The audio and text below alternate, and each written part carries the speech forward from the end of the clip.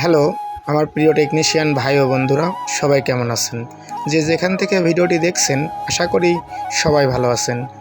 আপনাদের দোয়া ও ভালোবাসা এবং সৃষ্টিকর্তার কৃপায় আমিও ভালো আছি। বন্ধুরা, আমার হাতে একটি রিয়েলমি ফোন দেখতে পাচ্ছেন।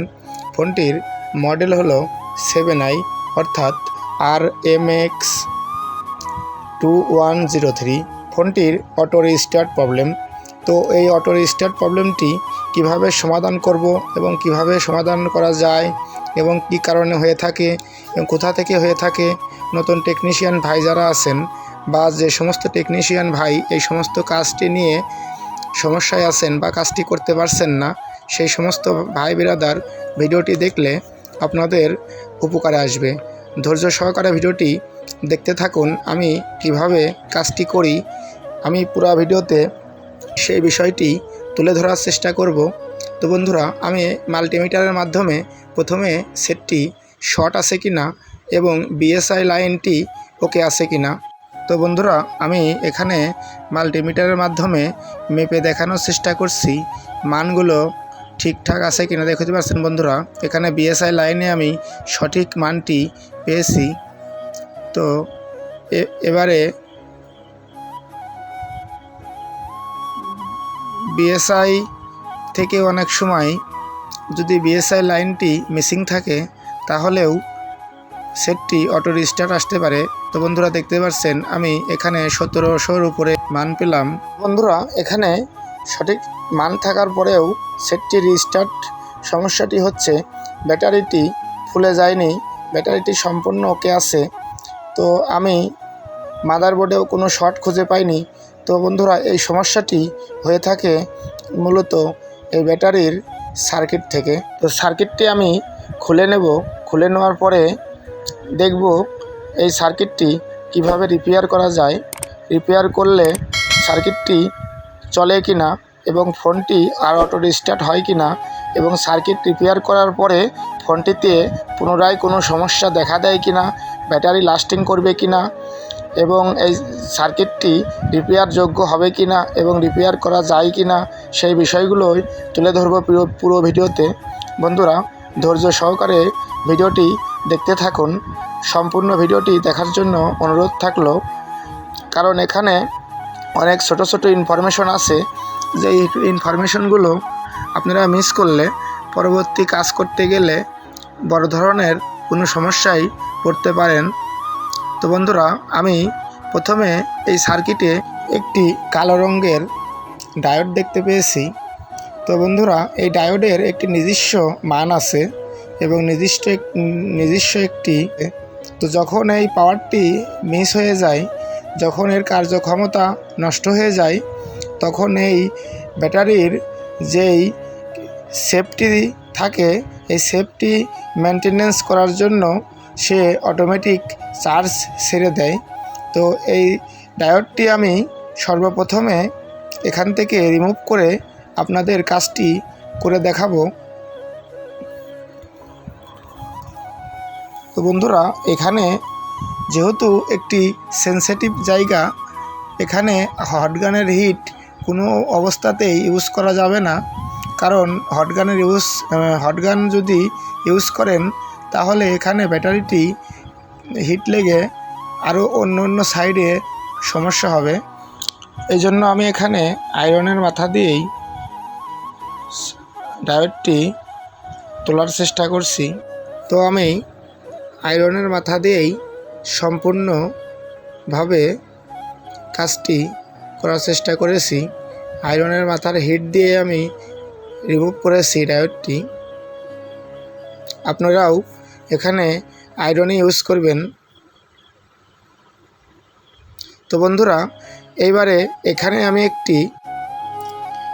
একটি জাম্পার করে ফোনটি কমপ্লিটভাবে ওপেন হয় কিনা সেটি এখন আপনাদের আমি দেখানোর চেষ্টা করছি। তো সর্বপ্রথমে এখানে সুন্দর করে আয়রনের মাথা দিয়ে রাং দিয়ে ধরিয়ে নিতে হবে, যাতে করে এখানে জাম্পার ওয়্যারের মাধ্যমে জাম্পারটি সহজেই করতে পারেন। তো বন্ধুরা, আমি এখানে জাম্পার ওয়্যার ইউজ করছি। জাম্পার ওয়্যারটি সিঙ্গেল দেওয়া যাবে না, এখানে একটু মোটা আকারে ভাঁজ করে তারপরে জাম্পারটি করবেন।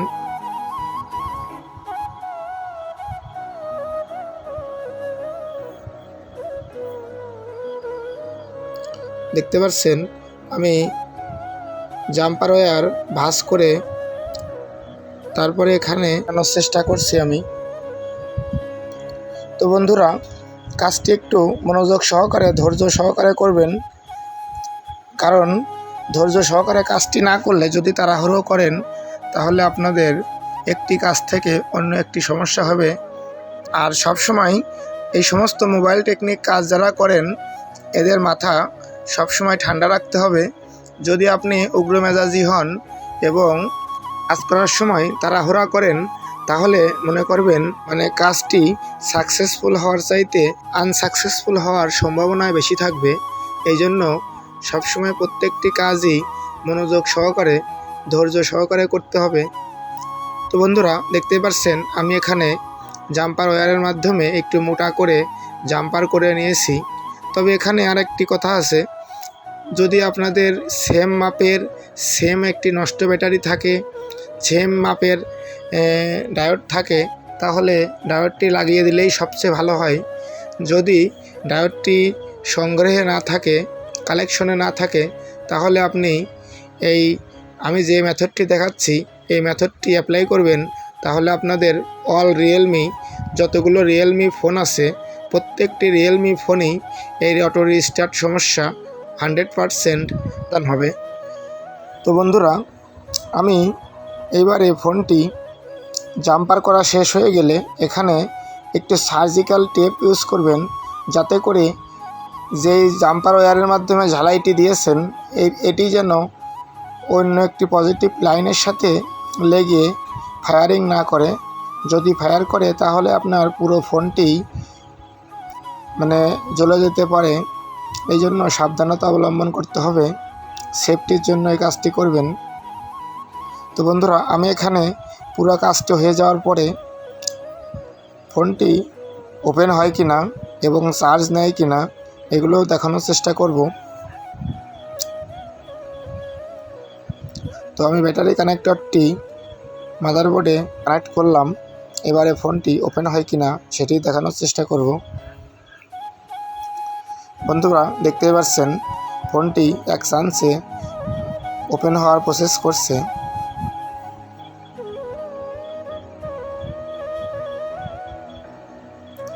যেহেতু এই ফোনটি ওপেন হওয়ার সময় কয়েক সেকেন্ড সময় লাগে, তো সেটুকু সময় ওয়েট করব।